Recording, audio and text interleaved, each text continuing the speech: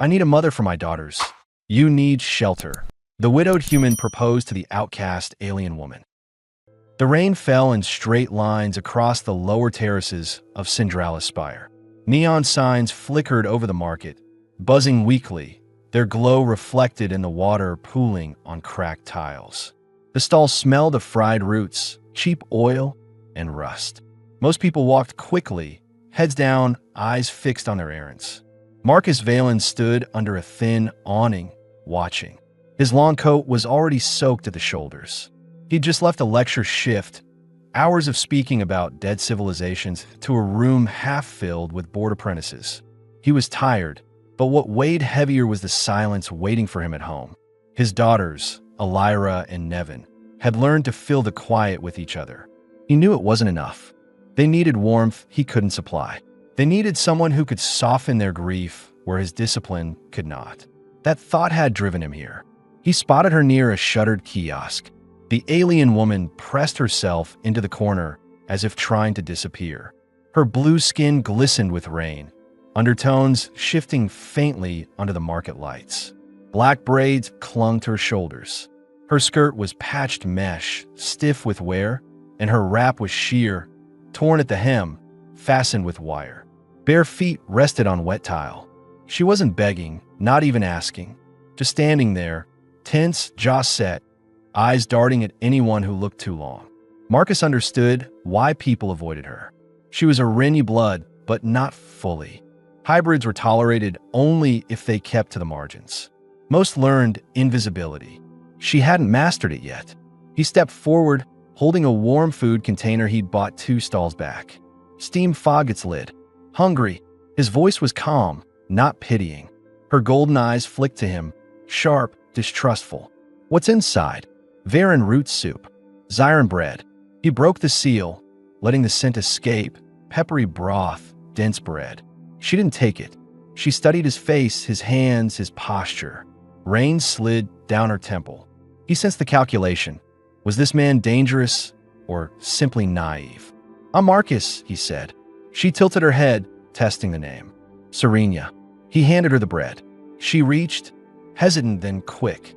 For a second, her fingers grazed his wrist. He noticed a move. Not affection. A test. A pickpocket's reflex. His key band was gone before he could blink. You won't put that back, he said. She smiled faintly, not with humor. Maybe I won't. You will. It only opens my door. My daughters are behind it. That landed. She slipped it back into his palm without a word. He nodded once. You asked what I want. I'll tell you.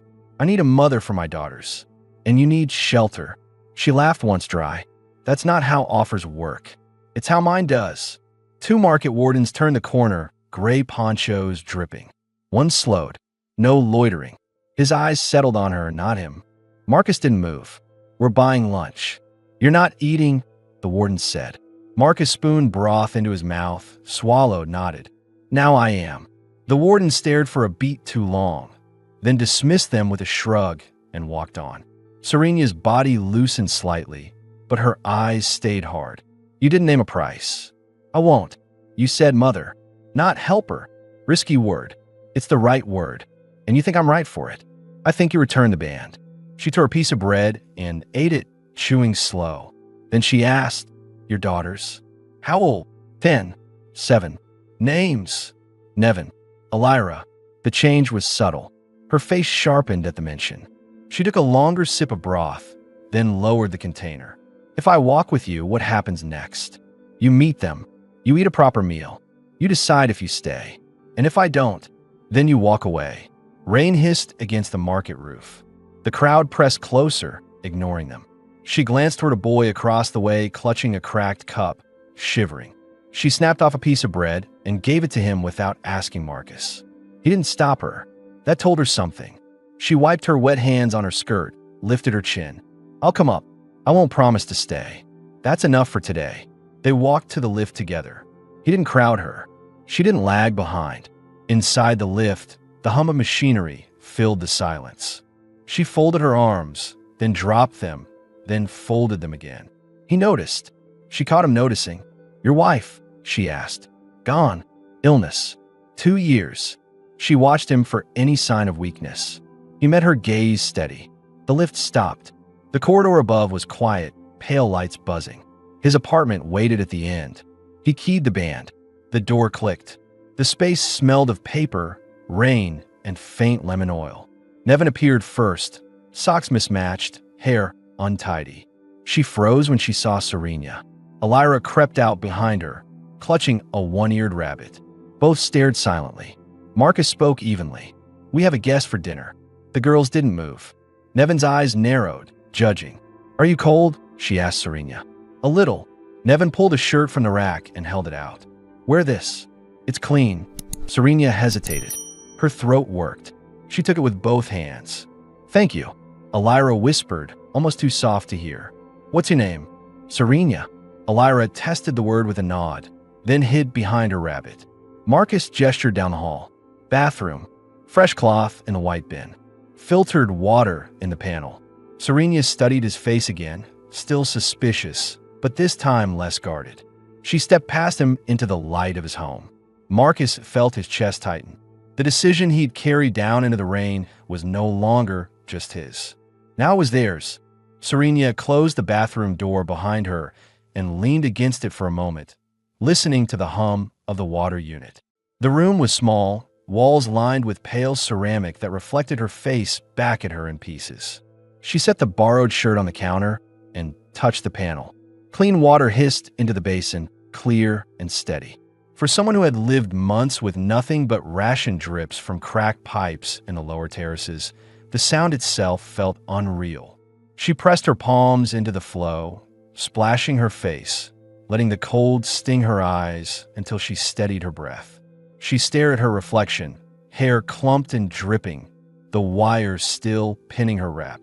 Was she really going to sit at a human man's table as if she belonged there? Part of her expected the door to unlock on its own, neighbors waiting to drag her out. Instead, she only heard muffled voices, two children whispering, then the scrape of dishes. She slipped into the black shirt.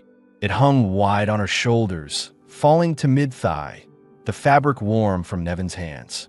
She tightened her braids with damp fingers, then stepped into the hall. Marcus was laying out bowls on the table.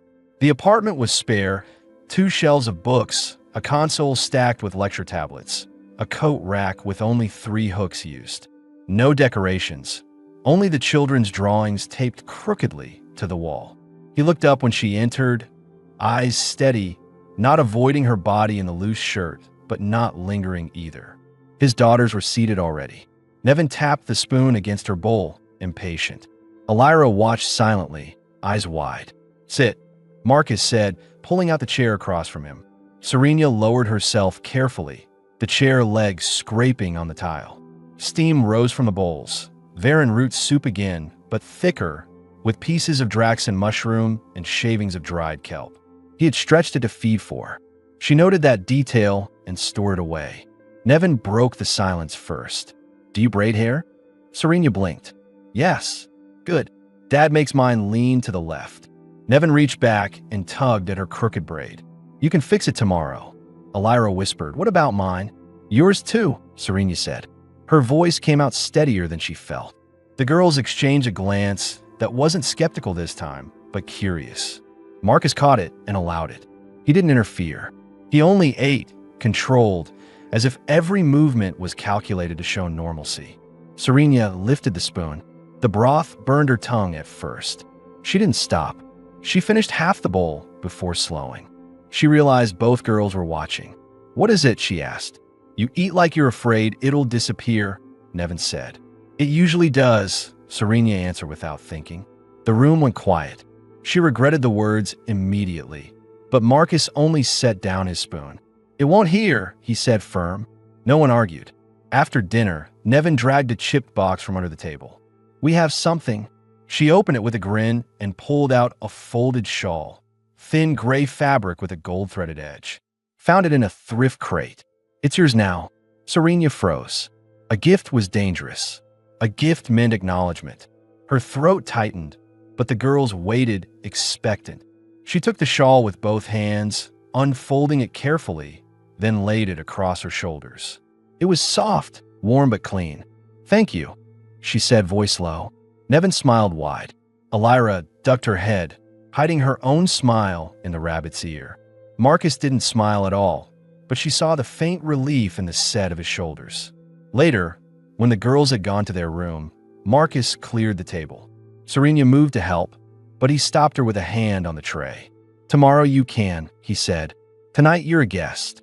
She hesitated, then asked the question that had sat in her chest since the lift. "Why me? You could have chosen anyone in that market." He stacked the bowls slowly, deliberate. "I saw someone who wouldn't let a hungry child pass by. That's it. That's enough." She studied him, waiting for the hidden demand, the trap. None came. He carried the dishes to the sink and rinsed them. His daughter's laughter carried faintly through the door of their room. The apartment felt heavier than the stall outside, but steadier too. She pulled the shawl tighter around herself, unsure if she was preparing to leave or to stay.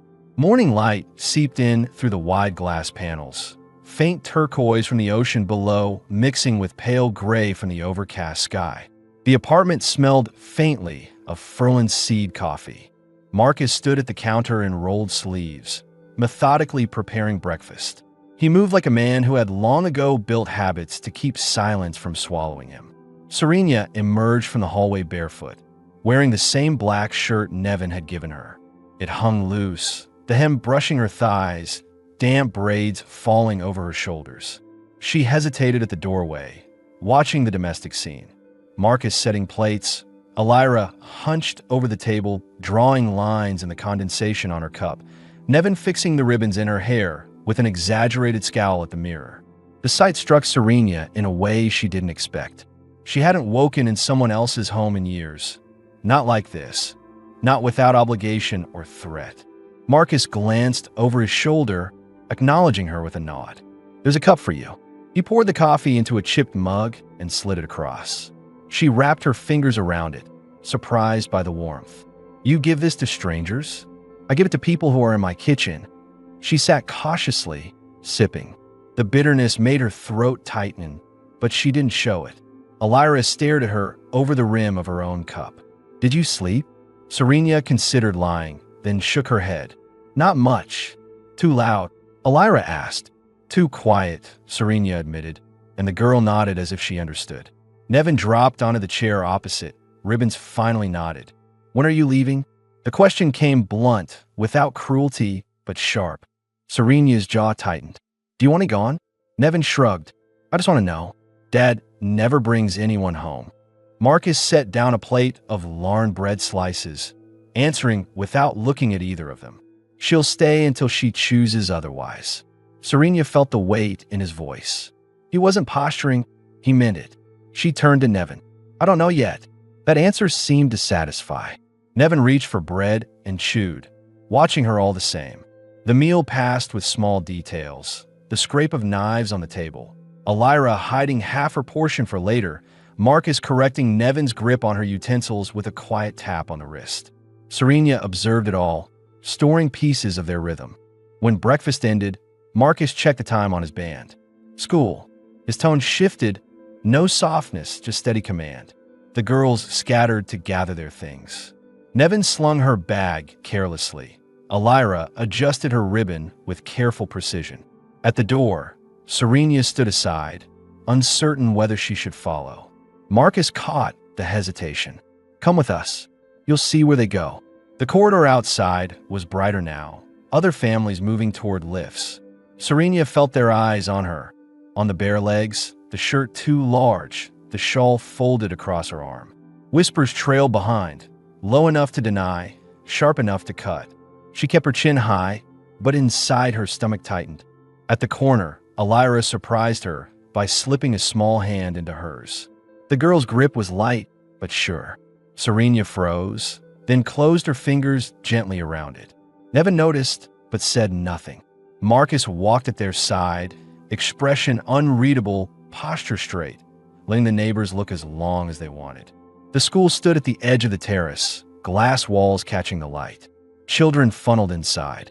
Nevin pulled away first, darting to her friends, while Elira lingered.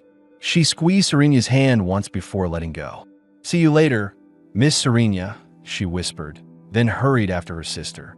Serena stood watching until the doors closed. Something in her chest twisted. The title, Miss, was both distance and acceptance. She felt both sting and relief.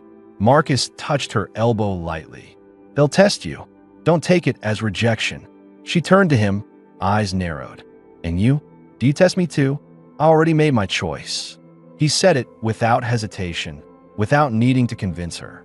That unsettled her more than anything else. For a moment, she wanted to pull back, to accuse him of lying, but his tone gave her no room. He meant it. They walked back toward the lift in silence. Serena kept her eyes forward, ignoring the stairs. Inside, she thought of the question she hadn't asked the night before, the one that gnawed at her now. Why did a man like Marcus risk his name and his daughter's safety for someone like her? She didn't have the courage to ask yet. When they reached the apartment again, Marcus unlocked the door and gestured her inside first. This time, she stepped through without hesitation. The space still smelled of coffee and books, but it felt different, less foreign, though no less fragile. She folded the shawl over the chair back and sat, waiting. Marcus set his coat on the rack and rolled his sleeves again. "You're not a guest anymore," he said simply. "Start making yourself useful." The words weren't cruel. They grounded her. For the first time in years, she felt the faint edge of a role, not as a tool or a burden, but as someone who could matter. She nodded once, ready to see what that meant. Serena stood in the kitchen, sleeves of Marcus's shirt rolled past her elbows, a dishcloth in her hands. The counter was small, designed for efficiency, not comfort, and every item had its place. She moved carefully, almost stiffly, as if expecting him to correct her. He didn't. Marcus sat at the table with a datapad open, grading essays from his morning lecture.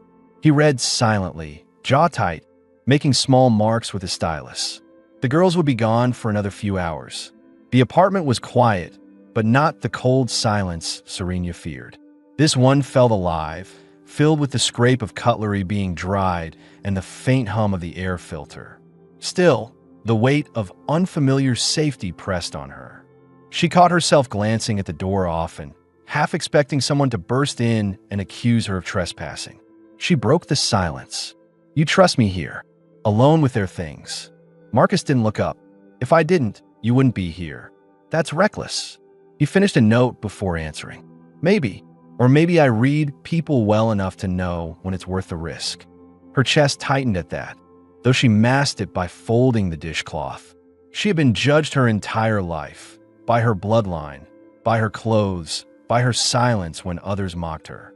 No one had ever called her worth anything without demanding proof first. When the girls came home, their energy shifted the space. Nevin threw her bag onto the floor. Elira placed hers neatly on the hook.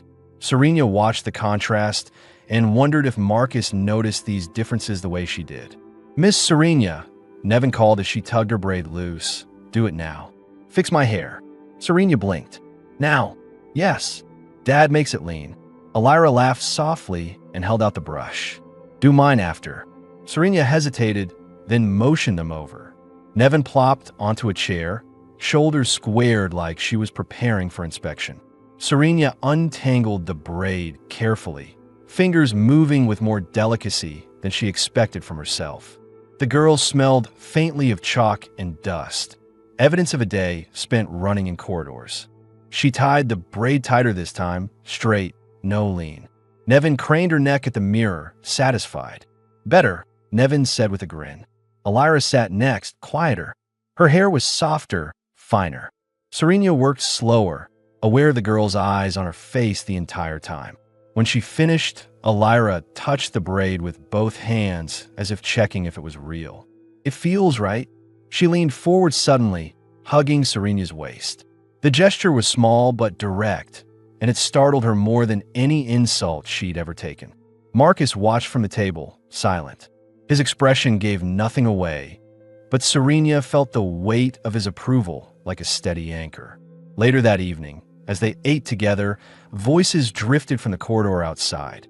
Neighbors passing. Their words slipped through the thin walls. "Valen took in gutter blood," one whispered. Can't raise his kids without buying company, another said, just loud enough to carry. Serena froze, spoon halfway to her lips. Heat rushed her face. She set the spoon down carefully, hands tightening on her knees. The girls didn't seem to notice, but Marcus did. He looked at her, calm, steady, as if waiting to see what she would do. She rose abruptly. I'll sleep in the hall. Less trouble for you. Nevin dropped her spoon. No, you stay here. Elira's voice was quieter but firmer. Please don't go. Marcus's eyes never left hers. You're not leaving this table. The word struck sharper than the whispers outside. He didn't argue. He didn't beg. He commanded, but without cruelty. Serena's throat ached. She sat back down slowly, hands shaking just enough that she tucked them beneath the table.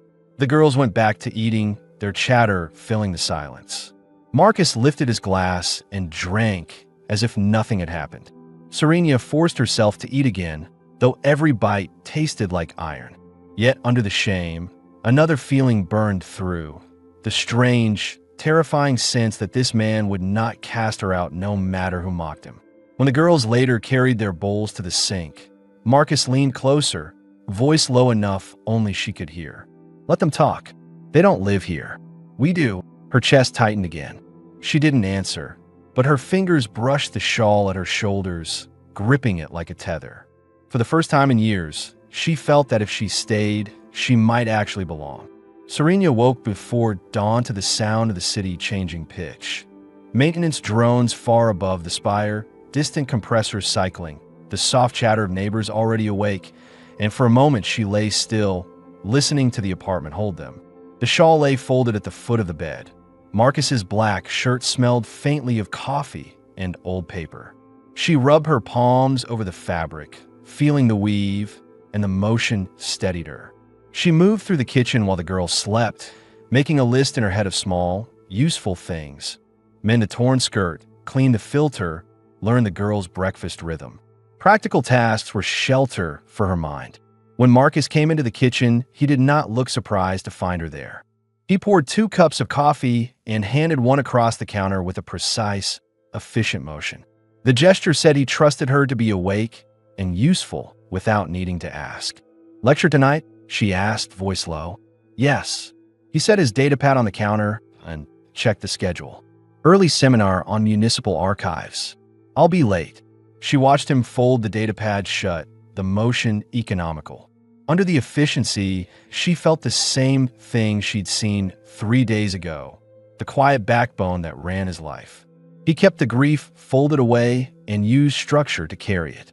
That steadiness made her both grateful and uneasy. She wondered how long he would be able to hold that shape if the city applied pressure. A question she'd held back for days rose now, direct, practical, the kind that opens a life. How do you manage finances? Food, lessons, school fees. She needed to know where she stood relative to them, whether she was entering dependence or partnership. He did not flinch. I budget. I teach 2 nights a week so the grant covers basics. I take occasional sorting work for the archives on weekends. We barter for extras. He spoke with the plain honesty of someone who had rehearsed facts in his head to stop emotion from sliding into them. It's tight but stable. If you stay, we'll share costs and chores. She let the words lay between them. Stability was different from abundance. It meant attention and rules and boundaries. She had lived without rules until rules were a stranger. The arrangement required trust and transparency, things she had guarded because they could be used against her. Later, when the girls tumbled into the kitchen with the clumsiness of small routines, Nevin dropping a bag of stale breadcrumbs on the floor and Elira trailing a ribbon, Marcus took command with a few calm sentences. Lunch is packed, shoes on, be at the door in 7. The girls obeyed because his voice carried habit and authority.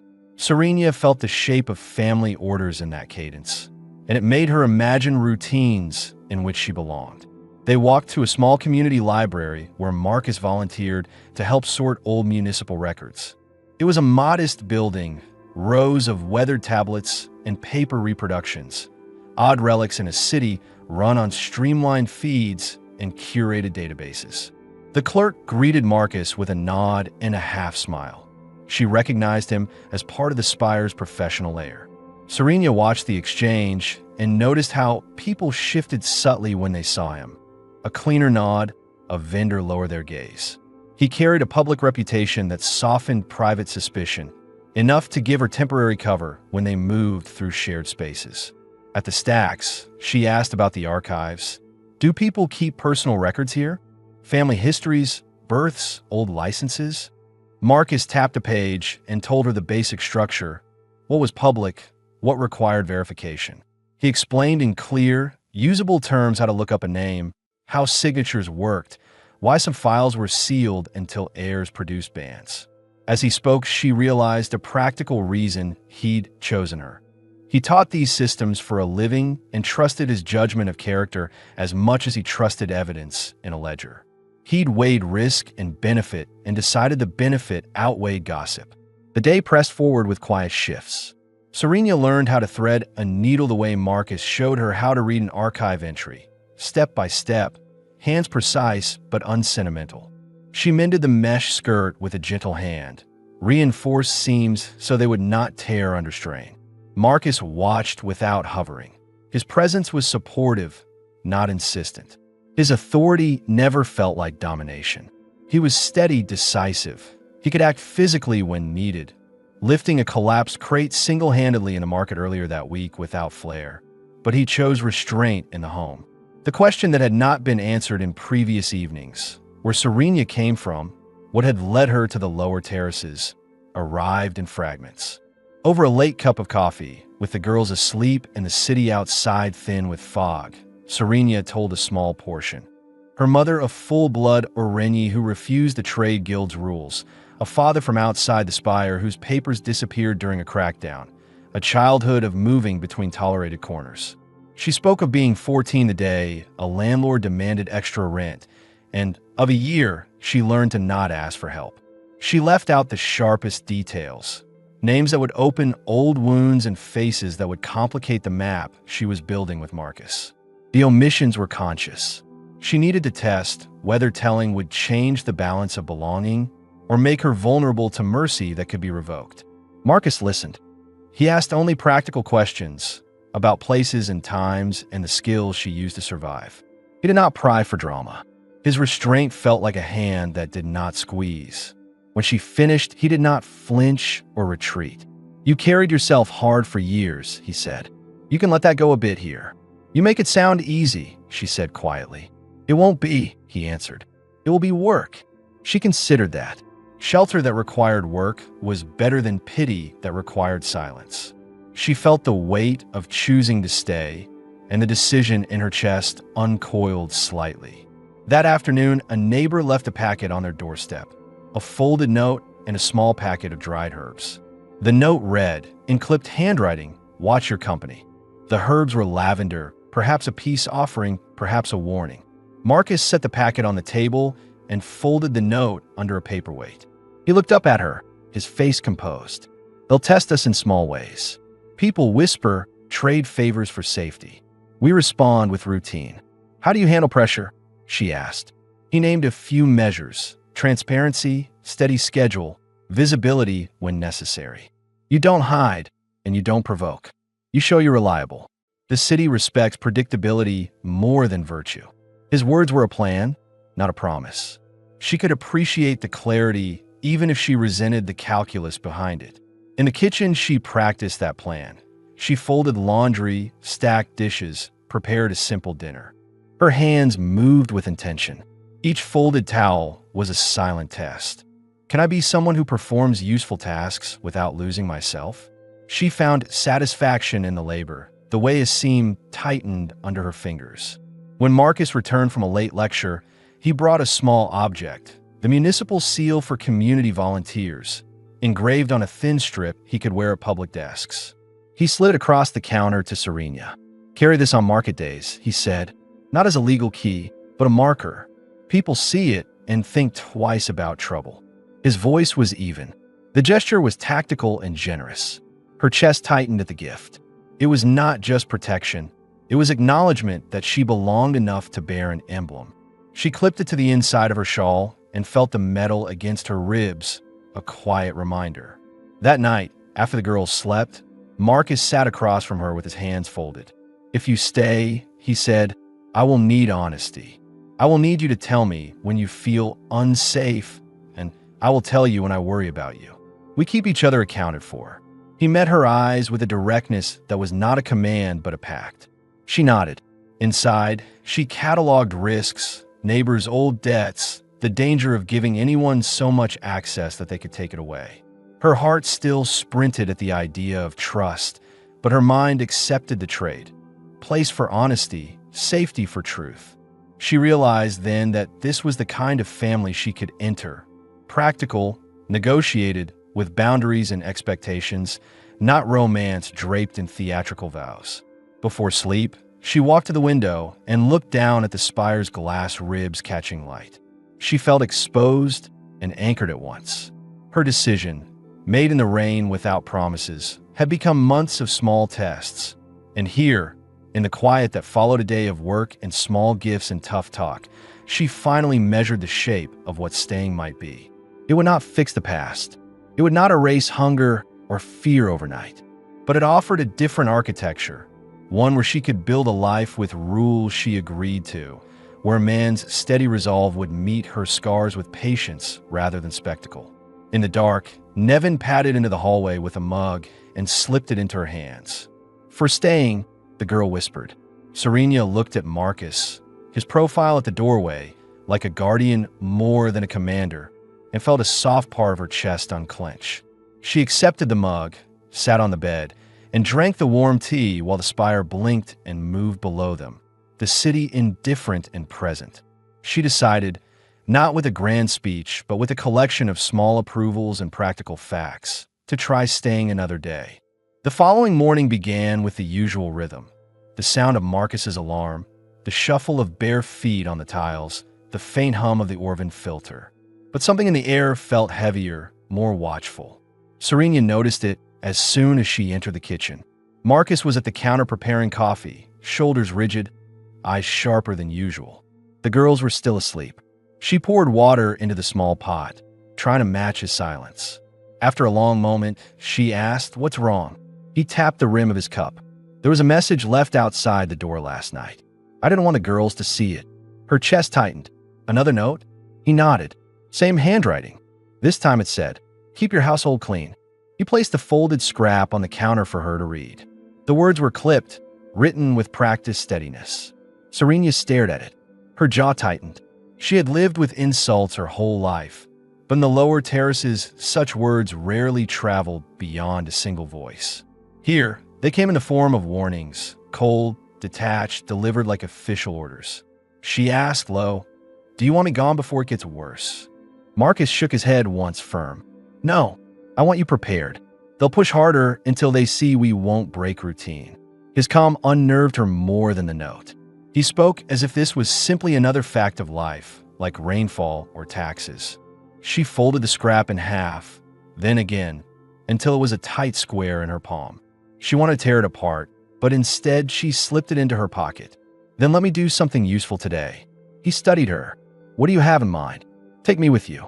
To the lecture. Let them see me at your side, not hidden here."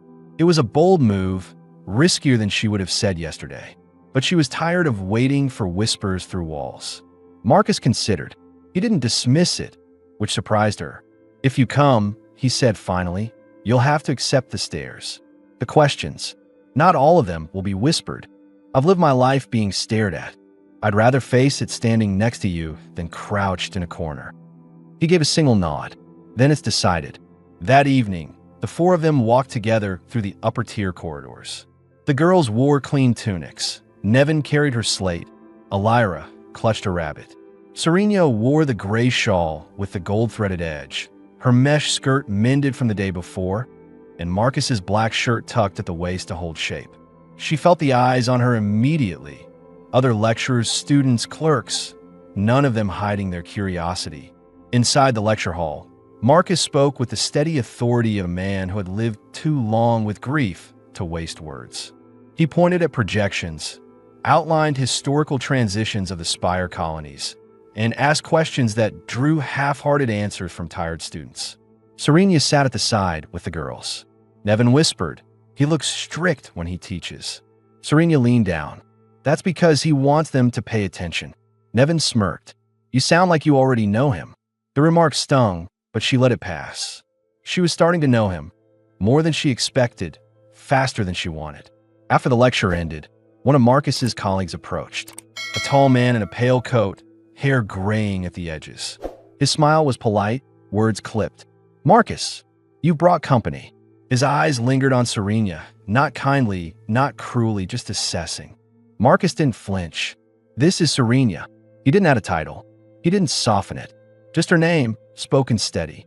The colleague gave a short nod and moved on. Serenia let out a slow breath. The small introduction carried more weight than a defense. It placed her inside Marcus's circle without apology. On the way home, Elira tugged Serenia's hand. "You sat so still," the girl whispered. "Not even nervous." Serenia smiled faintly. "I was nervous. I just didn't show it." Elira thought about that, then nodded as if storing away a secret lesson.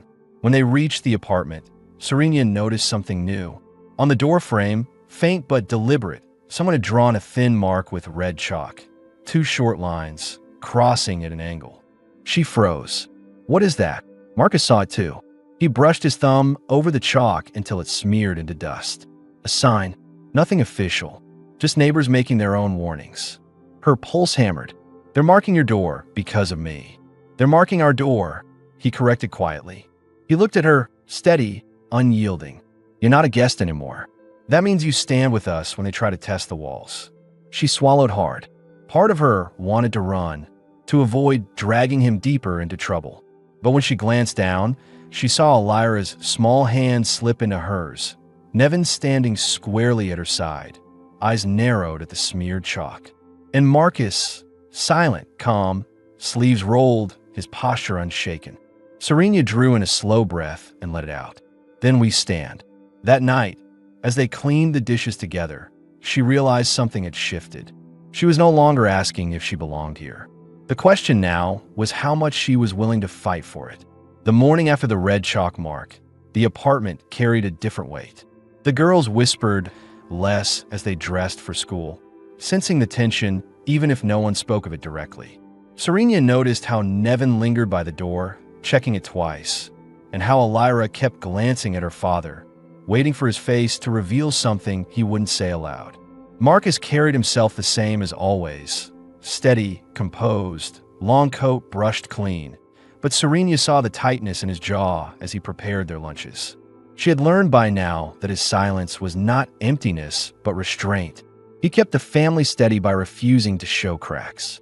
When the girls left for school, Serenia turned to him. "How long do you plan to ignore it?" He looked up from the counter. "The mark? Yes. Until it stops matching."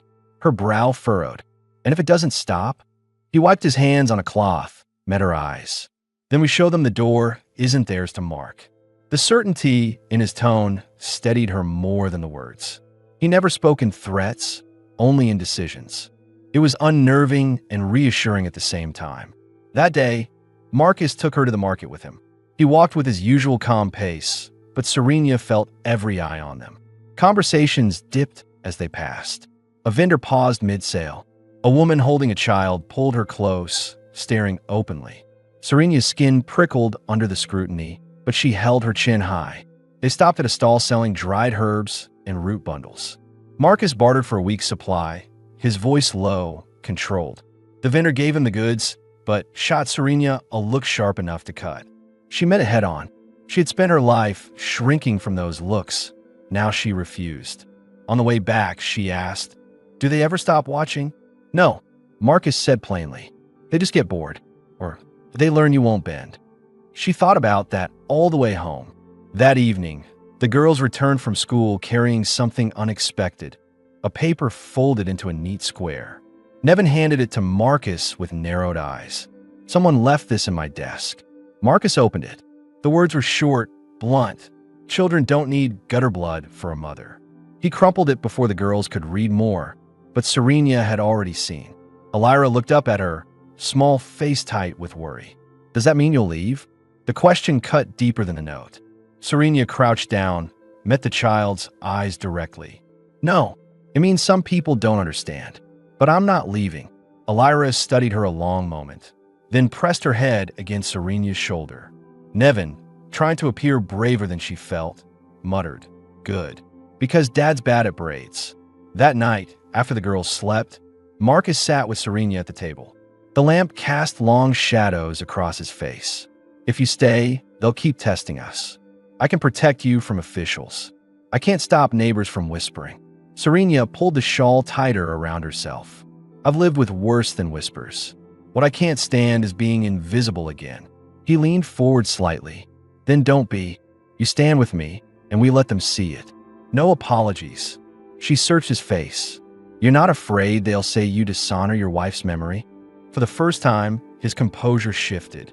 A flicker of pain crossed his eyes, quickly controlled. "She's gone. What dishonors her is raising our daughters in silence." His voice steadied again. "They've chosen you already. I'd be a fool not to see it." The truth of it left her throat tight. No one had ever spoken of her as chosen. The next morning proved his words. As the girls prepared for school, Elira tugged Serena's sleeve, shy but determined. "Can I call you Mom now?" The room went still. Marcus looked at Serena, silent, leaving the answer to her. Serena knelt, her chest tightening. "If you want to." Elira nodded hard, face flushed. Nevin crossed her arms, pretending to resist, then muttered, "Fine, but don't tell anyone at school I said it." Marcus's mouth tightened at the edges, almost a smile, but he kept steady. Serena felt heat rise behind her eyes. She brushed it away by straightening the girls' collars with deliberate hands. As they left, Marcus touched her shoulder, light but firm. They decided. Now it's us. For the first time in years, she didn't feel like an outsider surviving on borrowed shelter. She felt like someone inside a home, marked not by shame, but by choice. The morning light cut through the glass panels, brighter than the days before. The air in the apartment smelled of warm Larn bread toasting on the coil and the faint bitterness of furling coffee. Marcus moved in the kitchen with his usual steadiness, but there was something different in the atmosphere. Lighter, freer. Serena noticed it as she tied Elira's ribbon and felt the girl lean into her hand without hesitation. Nevin, pretending to be impatient, tapped her foot until her braid was finished. But when Serena stepped back, the girl grinned at her reflection in the glass. When the girls ran off to gather their school bags, Marcus set a small box on the table. He opened it without ceremony. Inside lay a simple gold band, thin, engraved with a faint line across the middle. He didn't make a speech, didn't dress it in grand words. He only said, "I don't want to keep you waiting for an answer anymore. If you're staying, it should be with certainty."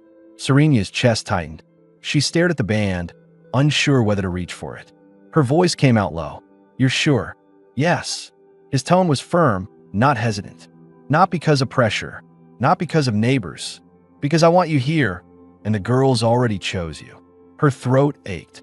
She picked up the band with careful fingers. For years, she had been measured, rejected, or tolerated in silence. Now the choice was hers. She slid it on her finger and met his eyes. "Then I'm home."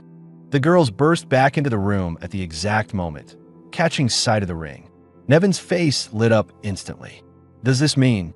She didn't finish before Elira squealed and grabbed Serena's hand. "Mom," Elira whispered, almost in awe, as if testing the word in her mouth. "You're really staying?" "Yes," Serena said, her voice shaking but steady. "I'm not going anywhere." Marcus stepped behind her, resting a hand lightly on her shoulder. He didn't press it, only anchored her there, steady and calm. Serena leaned into the touch without thinking, realizing it was the first time she wasn't afraid of being seen in someone's hold. That evening, the apartment smelled of sugar and warm air. The four of them crowded around the table as a small Larn cake baked unevenly in the coil oven. The edges burned while the middle stayed soft, but none of them cared. Nevin declared it perfect. Elira insisted on slicing it herself, almost dropping the knife in her excitement. Marcus led her, watching with quiet pride. Serena covered the wobbling slices with chipped plates, and they all ate together, crumbs scattering on the table. Outside, The spire kept moving, neighbors whispering, lights flickering, storms passing over the ocean. But inside the walls of the apartment, nothing threatened them. No more marks on the door, no more notes on the table. Just warmth, laughter, and the sound of two girls calling the word that had been missing for too long. When the lights dimmed for the night, Serenia sat on the sofa with the girls curled against her, Marcus across from them, sleeves rolled, eyes steady. The silence was full, not heavy. For the first time in years, Serenia let her body relax completely. She wasn't an outcast surviving another night. She was a woman with a home, with a man who kept his word, and with children who had already decided she belonged. There were no questions left, no doubts circling the edges. The choice had been made, not by chance, not by force, but by the four of them together.